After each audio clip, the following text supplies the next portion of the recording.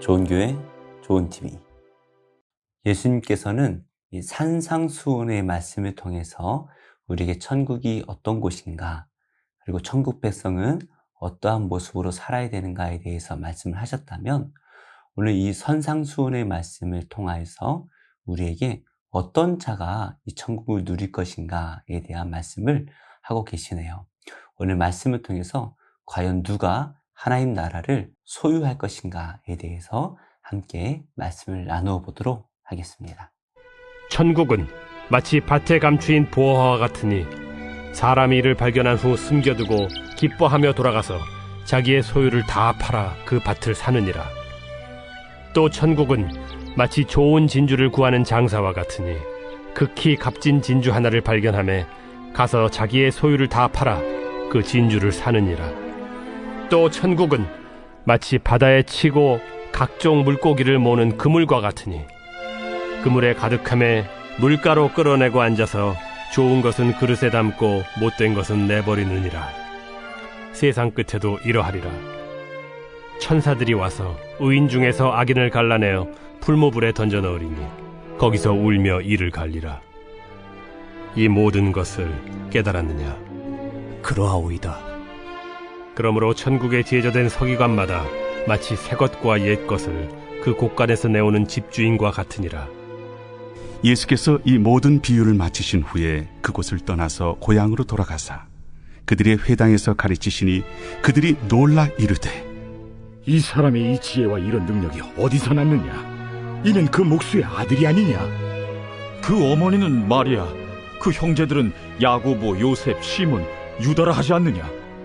그 누이들은 다 우리와 함께 있지 아니하냐? 그런즉 이 사람이 이 모든 것이 어디서 났느냐? 하고 예수를 배척한지라. 예수께서 그들에게 말씀하시되, 선지자가 자기 고향과 자기 집 외에서는 존경을 받지 않음이 없느니라. 그들이 믿지 않음으로 말미암아 거기서 많은 능력을 행하지 아니하시니라.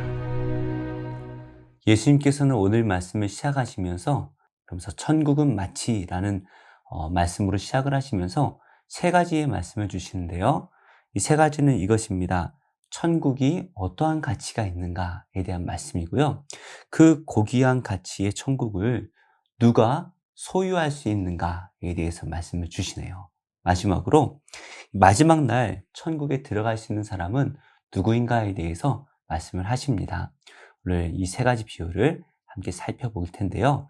먼저 44절 말씀입니다. 천국은 마치 밭에 감추인 보화와 같으니 사람이 이를 발견한 후 숨겨두고 기뻐하며 돌아가서 자기의 소유를 다 팔아 그 밭을 사느니라. 밭에 감추인 보화에서는 천국의 가치에 대해서 우리에게 말씀을 하십니다. 그래서 보화가 너무나 소중한 거잖아요. 누구나에게 소중한 이 보화처럼 천국은 우리에게 있어서 매우 소중한 가치를 지닌다라는 것을 말씀하십니다. 그래서 얼마만큼 이것이 소중한가? 마치 밭에 감추어져 있던 보화와 같다라고 말씀을 하시는데요.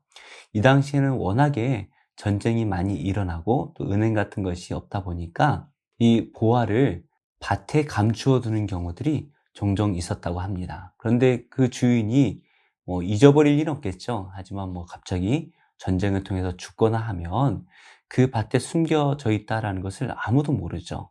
그래서 이 밭에 감추어져 있는 보화를 누군가가 발견하게 되면 그것을 다시 숨겨두죠. 그리고 기뻐하며 돌아갑니다. 아직 내 거는 아니지만 곧 그것을 얻을 것에 대한 기쁨이죠. 그래서 자기가 가지고 있는 모든 소유를 다 팔아서 그 밭을 꼭 사게 될 것입니다. 왜 그런가요? 남들에게는 그냥 여러 밭 중에 하나로 보일지 모르지만 그것을 발견한 사람에게는 밭 이상의 가치가 있다는 것이죠. 그러니까 그 밭이 줄 수 없는 너무나 소중한 가치가 이 보화 안에 담겨져 있기 때문에 자신의 모든 재산을 다 팔아서라도 그 밭을 사야 하는 것입니다. 천국이 바로 이러한 곳이다라고 말씀을 하시네요. 예수님의 제자들이 자신의 모든 재산과 또 직업과 가족을 버리고 예수님의 말씀을 따라간 것처럼 우리 또한 천국을 위하여서 이 세상의 모든 것들을 내버릴 수 있을 만큼 천국이 귀하다라는 것을 말씀하시는 것입니다. 그러니까 천국은 이 세상 어떤 가치로도 비교할 수 없는 곳이에요.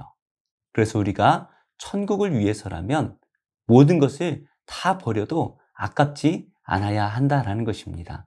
문제는 이 천국의 가치를 모른다면 그렇게 할 수가 없는 것이죠. 그래서 우리가 예수님의 말씀을 믿음으로 받는다면 마땅히 이 세상 모든 것을 버릴 수 있어야 하는 것이죠. 이게 하나님께 바치라는 의미가 아니라요. 그만큼 천국이 소중하다라는 것을 말씀하시는 것입니다. 두 번째로 좋은 진주의 비유를 우리에게 말씀 주시네요. 또 천국은 마치 좋은 진주를 구하는 장사와 같으니 극히 값진 진주 하나를 발견하매 가서 자기의 소유를 다 팔아 그 진주를 사느니라. 이 말씀은 천국을 누가 소유할 수 있는가에 대한 말씀입니다. 누구입니까? 마치 좋은 진주를 구하는 장사와 같다. 이 장사꾼이라는 말도 되지만 무역상을 말하는 거예요. 그러니까 여러 지역을 돌아다니면서 좋은 진주를 사고자 하는 그 무역상, 그 사람이 우연하게 어느 곳을 갔는데 극히 값진 진주 하나를 발견하게 됩니다. 자기가 찾고 있던 가장 값진 진주를 발견하는 거예요. 그래서 자기의 소유를 다 파는데, 여기서 판다라는 말은 44절에 판다라는 말과 좀 달라요. 여기서 판다는 것은 내어준다라는 말과 비슷해요.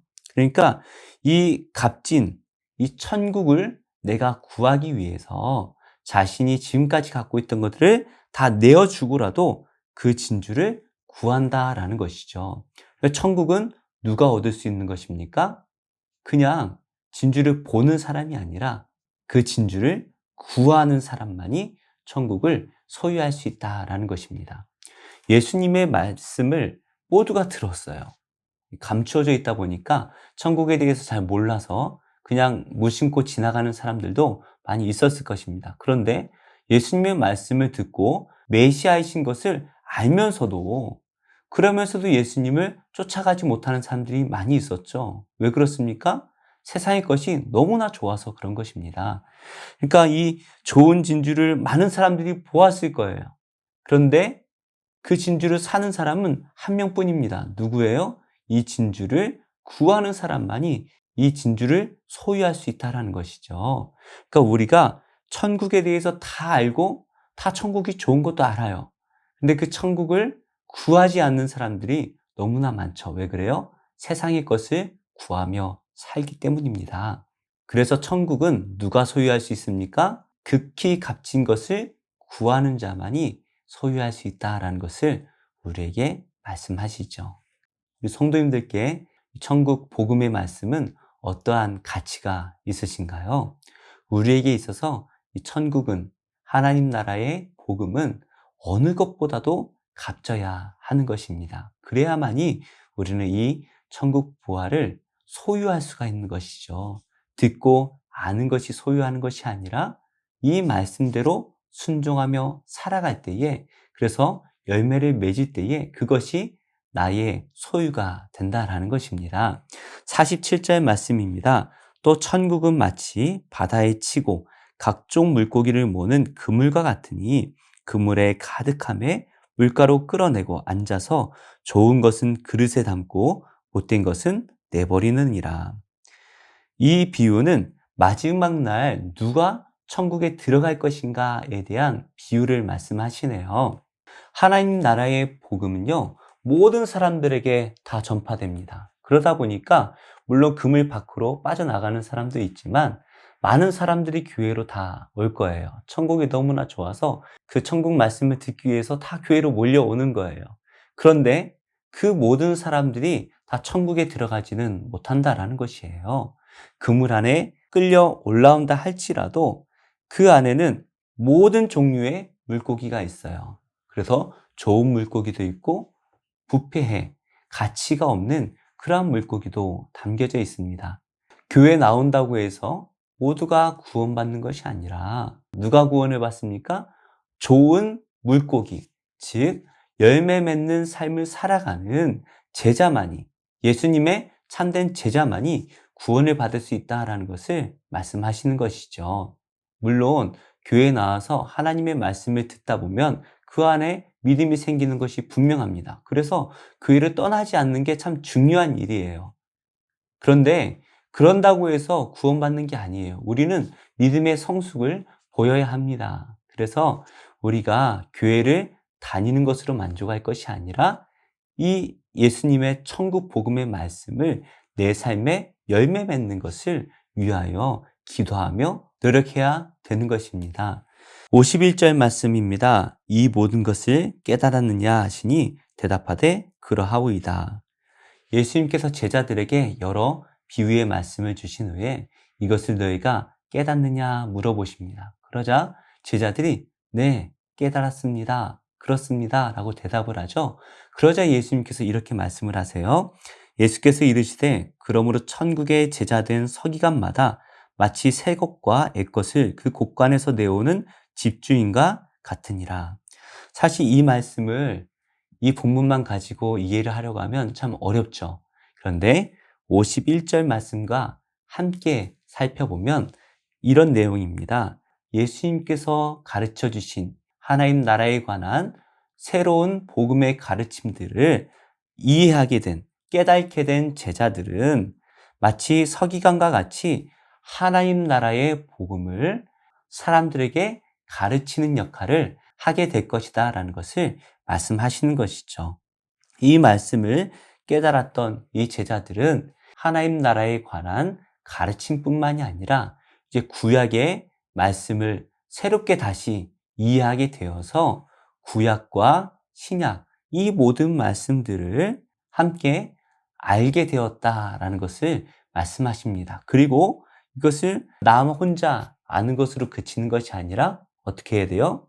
사람들에게 가르쳐야 한다라는 것을 말씀하시는 것이죠. 그래서 우리는 예수님의 가르침을 받았다면 작게는 우리의 자녀들에게 가르치는 교사가 되어야 하고요. 또 교회에서는 새가족이나 주일학교에서 성경 공부의 리더로서 우리가 가르치는 자로 성장할 수가 있어야 하는 것입니다. 53절 말씀입니다. 예수께서 이 모든 비유를 마치신 후에 그곳을 떠나서 고향으로 돌아가사 그들의 회당에서 가르치시니 그들이 놀라 이르되 이 사람의 이 지혜와 이런 능력이 어디서 났느냐. 예수님께서 이 모든 비유를 마치시고 즉 배 위에서 가르치셨던 이 선상수훈의 말씀을 마치신 후에 그곳을 떠나세요. 예수님께서 고향으로 돌아가세요. 아버지의 집이라고 번역할 수도 있는데요. 예수님께서 잘하셨던 그곳이죠. 지금 예수님의 댁이 어딘가요? 가버나움이죠. 그런데 예수님께서 잘하신 곳은 나사렛입니다. 아마도 나사렛으로 가시지 않았을까 추정을 하는데요. 그 고향으로 돌아가셔서 그곳에서 가르치세요. 물론 이곳에서 이미 예수님에 관한 소문을 들었을 거예요. 요셉의 아들 예수가 그 많은 기적들을 행하였더라. 이런 소문은 이미 다 돌았을 거예요. 그런데 그곳에 가서 회당에서 가르치시는데요. 이 사람들이 놀라요. 왜 놀랍니까? 지혜와 능력에 놀라는 거예요. 예수님의 가르침에 놀랐고 또 예수님께서 그곳에서도 치유 사역을 행하셨을 거예요. 그러니까 그 능력에 놀랍니다. 이렇게 놀랐다면 당연히 예수님을 믿어야 되지 않을까요? 예수님이 메시아이심을 믿고 예수님 앞에 엎드려야 될 것입니다. 그런데 이들이 어떤 반응을 보입니까? 이는 그 목수의 아들이 아니냐. 그들은 예수님을 목수의 아들이라고 정의하는 거예요.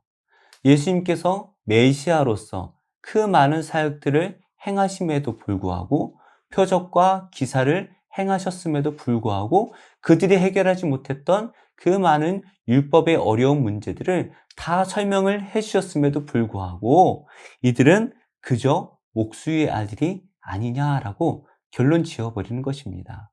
그러면서 어떻게 행동하나요? 57절 말씀입니다. 예수를 배척한지라. 예수님을 배척해버려요. 여기서 배척한다라는 말은요, 걸려 넘어진다라는 의미를 가지고 있습니다. 그러니까 이 사람들이 예수님이 하나님의 아들이신 메시아이심을 믿어야 되는데 예수님께서 전하셨던 하나님 나라의 복음을 믿어야 되는데 그러지 못하도록 걸려 넘어지게 만드는 것이 무엇이에요? 예수님이 목수의 아들이라는 것이죠. 예수님께서 전하셨던 천국 복음, 그 표적들에 집중하지 못하고 계속해서 예수님이 목수의 아들이라는 것이 계속 그들의 발목을 잡는 것이죠. 예수님께서 4가지 마음밭의 비유를 말씀하셨는데요. 이들은 아마도 길가와 같은 마음이 아닐까 생각이 되어지네요. 하나님 나라의 복음이 떨어졌는데 그들은 예수님의 말씀을 받아내지 못하는 것이에요. 결국 사탄이 그들의 마음에 예수님이 목수의 아들이다라는 마음을 계속해서 주어서 결국 예수님의 메시지는 사라져 버리는 것이죠. 그러자 예수님께서 이렇게 말씀을 하십니다. 선지자가 자기 고향과 자기 집 외에서는 존경을 받지 않음이 없느니라. 좀 말이 어려운데요. 한마디로 말하면 선지자는 고향에서 존경받지 못한다라는 속담을 말씀하시는 것입니다. 사람들이 그 선지자의 가르침과 또 표적, 하나님께서 주신 그 능력을 바라보아야 되는데 그 사람에 대해서 너무나 잘 알기 때문에 그 선지자의 말도 믿지 못하는 것이죠. 그래서 예수님께서는 58절 말씀에 이렇게 행동하시네요. 그들이 믿지 않음으로 말미암아 거기서 많은 능력을 행하지 아니하시니라. 그 사람들이 믿지 못하는 거예요. 그러니까 능력을 행하실 수가 없는 것이죠. 예수님께서는 자신을 믿고 따라오는 모든 사람들에게 표적을 행하시는 분이십니다. 그런 능력이 충분하신 분이죠. 하지만 예수님을 믿지 않아서 거절하는 사람들을 어떻게 할 수가 없는 거예요. 그래서 우리가 천국 백성이 되는데 중요한 것이 무엇입니까? 구해야 된다라는 거예요. 좋은 진지를 구하는 장사와 같이 우리는 그 천국을 구하고 사모함으로써 그 천국에 우리의 모든 값진 것들을 다 버리고 그 천국이 소중한 것을 알아야 합니다. 그럴 때에만 그 천국을 우리가 소유할 수 있는 것이죠. 말씀의 결론을 맺겠습니다. 오늘 예수님께서는 천국이 세상 어느 것과 비교할 수 없는 보화와 같이 값진 것이다 라는 것을 말씀하시고요. 또 천국은 누가 소유합니까? 온 세상을 돌아다니면서 좋은 진주를 구하는 이 무역상과 같이 하나님 나라를 갈망하는 자에게 천국이 소유되어진다라고 말씀을 하십니다. 그리고 마지막 날 누가 천국에 들어갈 수 있습니까? 좋은 열매를 맺는 자만이 그 천국에 들어갈 수 있다라고 말씀을 하시죠. 그리고 우리는 이 모든 비유를 깨달았다면 우리가 바로 구약과 신약을 가르쳐야 하는 서기관과 같은 하늘 나라의 제자가 된 것이다 라고 말씀을 하십니다. 우리 성도님들에게 천국은 어떠한 가치가 있으십니까? 정말 이 세상 어떤 보화보다도 귀하고 값지십니까? 예수님께서 우리에게 주신 천국의 복음이 정말 내가 그렇게 찾고 갈망하던 그 말씀인가요? 저는 그렇습니다. 세상 어느 것과 비교할 수 없는 그 은혜가 그 예수님의 가르침 속에 담겨져 있음을 저는 너무나 잘 알고 있습니다. 우리 함께 그 천국을 향해 나가보지 않으시겠습니까? 그리고 이 천국의 말씀을 나 혼자 아는 것으로 그치지 아니하고 우리 주변의 많은 사람들과 함께 공유할 수 있는 복된 제자가 다 되시기를 예수님의 이름으로 축복합니다. 잠시 세상에 내가 살면서 항상 찬송부를 따라 날이 저물어 오라 하시며 영광 중에 나아가리. 열린 천국문 내가 들어가 세상 짐을 내려놓고 빛난 멸류관 받아 쓰고서 주와 함께 이 열린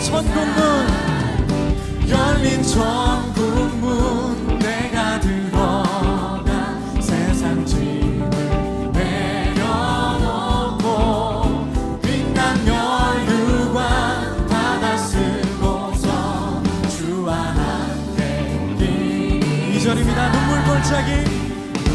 골짜기 더듬으면서 나의 갈 길 다간 후에 주의 품 안에 내가 안기려 영원토록 살린 우리를 향해 열린 천국문 내가 들어가 세상 짐을 내려놓고 빛난 면류관 받아 쓰고서 주와 함께 열린 천국문 내가 들어가 세상 짐을 내려놓고 빛난 면류관 받아 쓰고서 주와 그 빛난 면류관이 우리를 기다립니다. 열린 천국문 내가 들어 순례재단 우리의 삶을 주님께서 기다리고 계십니다.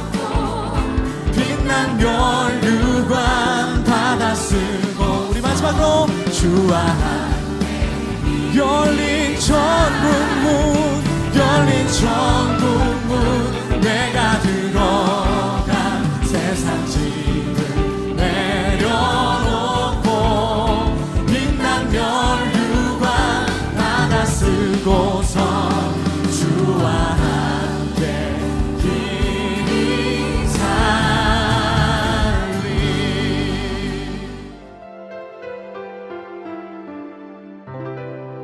좋은 교회, 좋은 TV.